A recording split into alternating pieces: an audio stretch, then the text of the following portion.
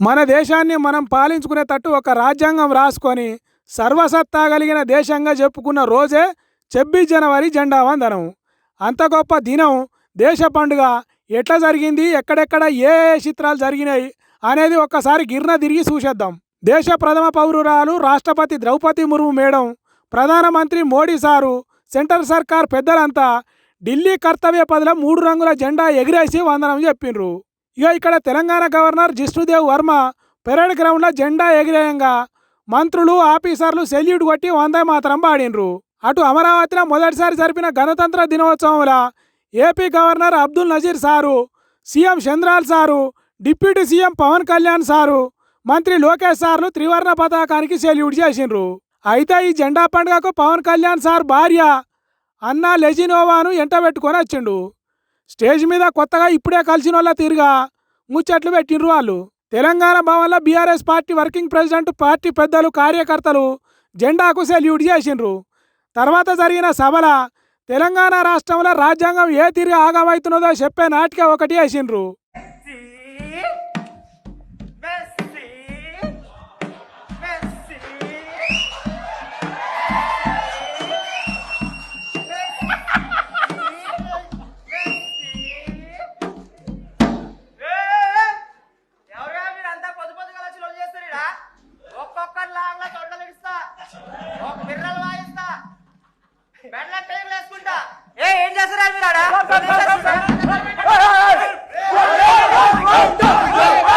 రాజకీయాల ముచ్చట్లు ఇట్లుంటే ఇవాళ ఇక్కడ చూడండి, 3 రంగుల జెండాకు వందనం ఏ తీరుగా చేసిండ్రో.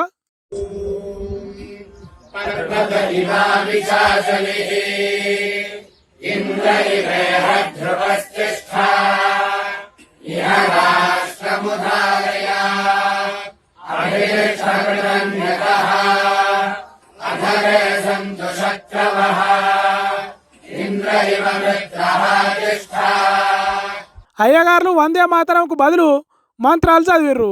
మరి అట్లా కూడా జెండా వందనం చెప్పచ్చు అనేది మనకు తెలియదు, కానీ చాలా దిక్కుల 3 రంగుల జెండాకు వందనం చేసిండ్రు. అంతా మంచిగానే ఉన్నది. ఏడాదికి 2 సార్లు స్వతంత్ర దినం అని, గణతంత్ర దినం అని దేశంలో జెండాకు వందనం చెప్తున్నాం, కానీ సంబరాలు చేసుకుంటున్నాం, కానీ దేశంలో అందరికీ సమానంగా న్యాయం జరుగుతున్నదా? స్వతంత్రం వచ్చి ఇన్నేళ్ళు అవుతున్నా చదువుకోలేని పిల్లలు రోడ్ల మీద ఎందుకు తిరుగుతున్నారు?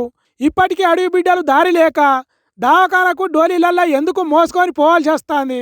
మనుషులను మనుషుల తిరిగా చూడకుండా కులం పేరుతోనో మతం పేరుతోనో ఎందుకు చిన్నచూపు చూస్తున్నారు? వీటన్నిటిని దేశంలో రాసపండు తీరుగా పెంచే రాజకీయ లీడర్లు సమాధానం చెప్పాలి.